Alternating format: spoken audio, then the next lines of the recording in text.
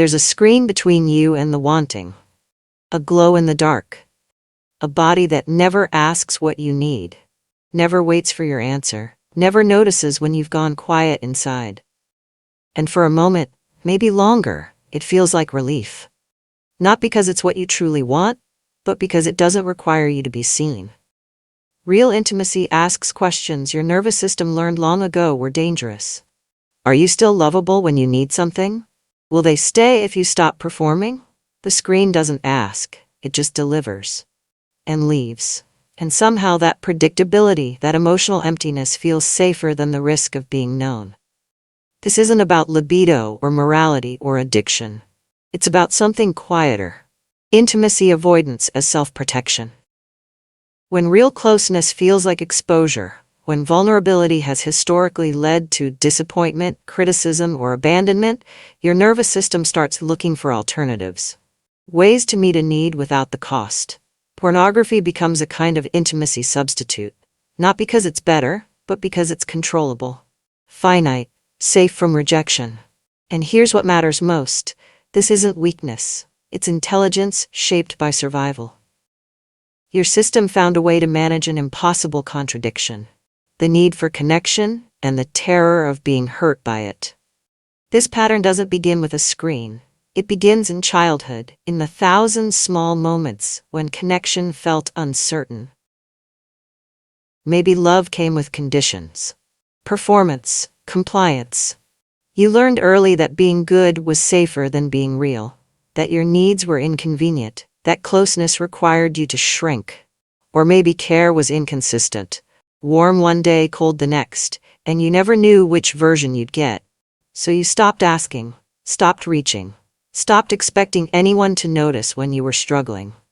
For many women, there's also this, the cultural training that says your value lies in making others comfortable. That boundaries are selfish. That desire, especially sexual desire, makes you too much or not enough, but never just right. So you learn to hide, to manage your own needs quietly, to never ask for what feels too vulnerable to name. And when real intimacy requires the opposite, when it asks you to be visible, to voice what you want, to trust someone else with your tender places, your body remembers all the times that didn't go well.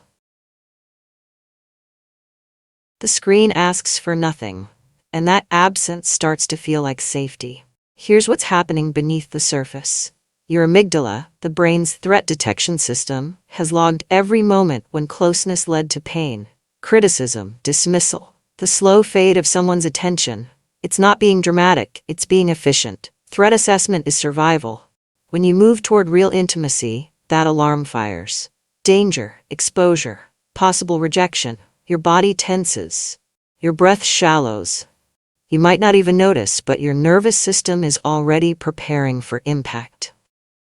The prefrontal cortex, your thinking, planning, regulating brain, tries to talk you down. This person is different. This is safe. But the amygdala doesn't care about logic. It cares about history. And if your history taught you that vulnerability leads to disappointment, your nervous system will keep steering you toward experiences that feel predictable. Controlled, emotionally distant. Pornography fits that bill perfectly. It delivers the physiological release without the relational risk. No eye contact, no questions. No chance of being misunderstood or left mid-sentence. Your body isn't broken. It's doing exactly what it was trained to do. Keep you safe from the kind of hurt that once felt unbearable. Adult manifestations. This pattern doesn't stay contained. It ripples through your life in ways you might not connect at first. You might find yourself overfunctioning in relationships, reading every mood, managing every silence, preemptively fixing problems before they're even named. Because if you can stay 2 steps ahead, maybe you won't be caught off guard by disappointment.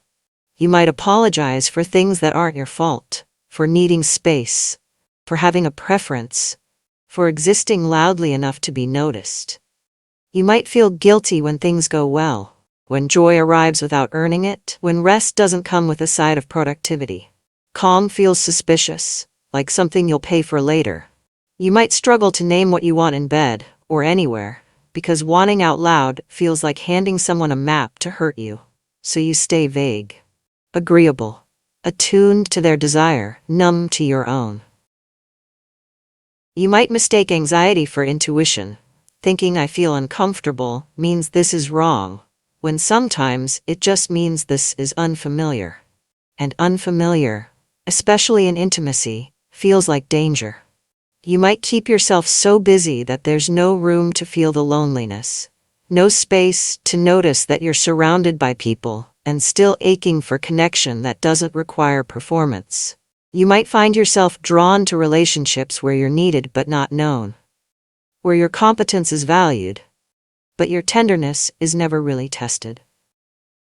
You might cancel plans last minute, not because you don't care, but because the thought of being perceived, of showing up and being seen, feels like too much exposure. You might scroll through your phone instead of reaching out, telling yourself you're just tired, when really you're protecting yourself from the possibility that no one would respond the way you need them to. And you might turn to a screen late at night, not because you're craving sex, but because you're craving something. And this is the version that won't ask you to be vulnerable first. These aren't character flaws, they're adaptations, strategies that once worked so well, you didn't even realize they'd become your default. But here's the cost. You become efficient at intimacy avoidance and lonely in rooms full of people who think they know you. You build a life that's impressive from the outside, capable, together, low maintenance, and hollow in the places that matter most. Because real connection requires the very thing you've learned to withhold, your unedited self, the version of you that's uncertain, that wants tenderly, that doesn't have it figured out. And here's the reframe, the one that might change everything. What saved you then is constraining you now. The vigilance that kept you safe as a child, the constant monitoring, the preemptive people-pleasing, the emotional self-sufficiency was brilliant. It worked. You survived. But survival mode and intimacy can't coexist. One requires distance. The other requires proximity. And right now, your nervous system is still running the old program, protecting you from dangers that may no longer exist. You're not broken.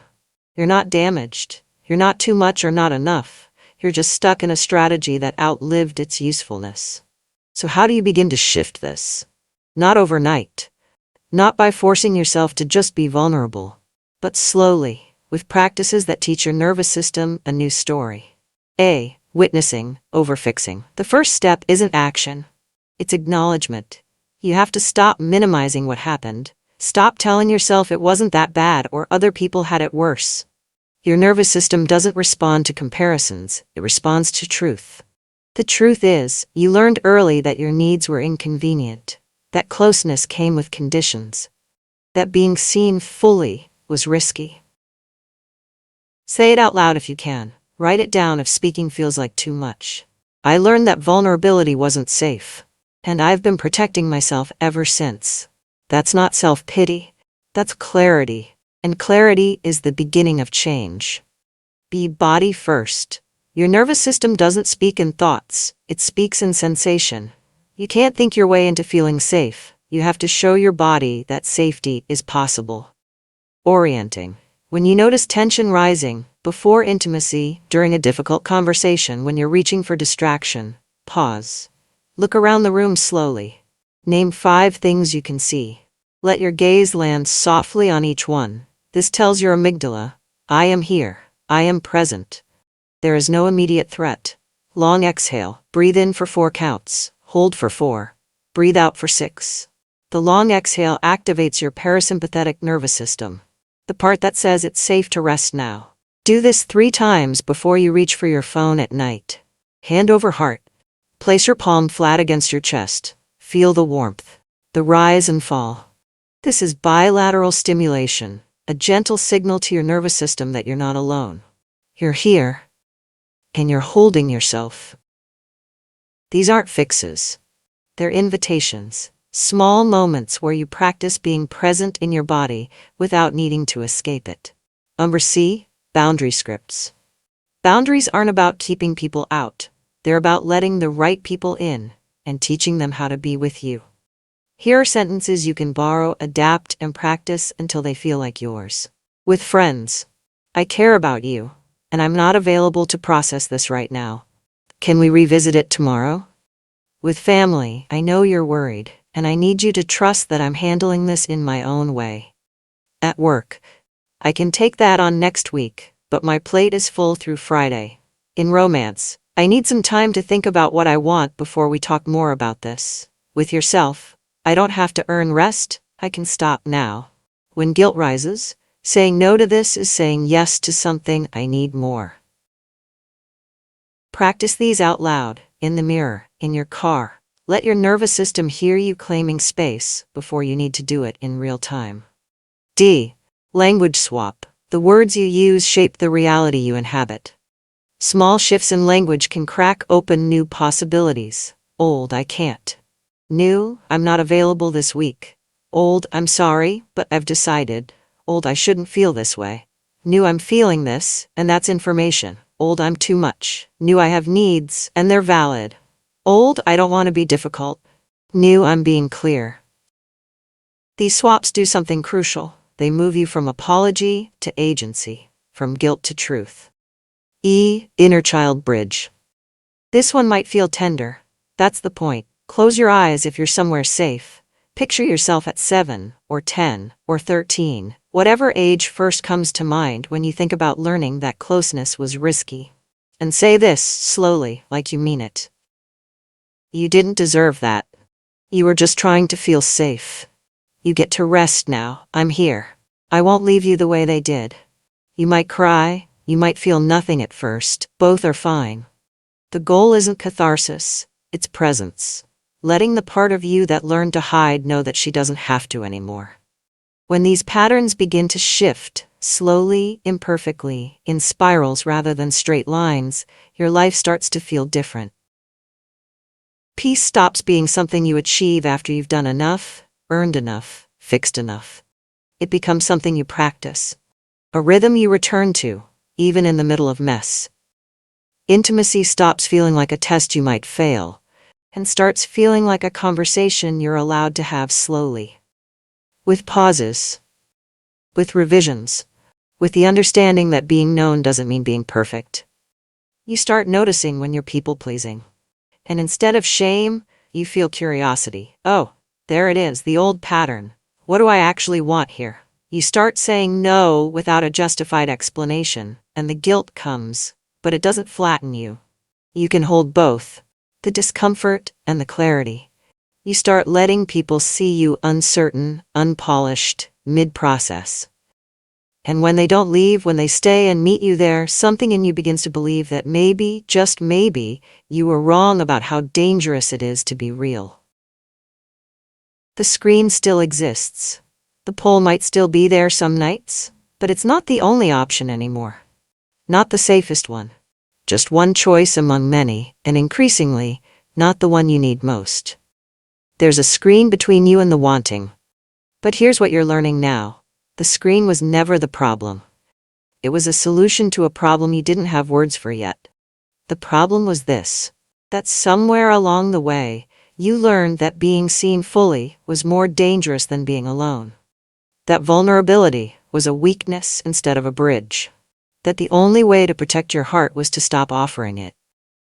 But you're here now, reading this, watching this, letting these words name something you've carried quietly for too long. And that's not small. That's the beginning. Peace isn't earned by shrinking. It's kept by being whole. What part of this felt like a door unlocking? I'd love to hear what landed for you. Drop a comment below. And if this resonated, share it with someone who might need these words today. Take care of your tender heart. I'll see you in the next one.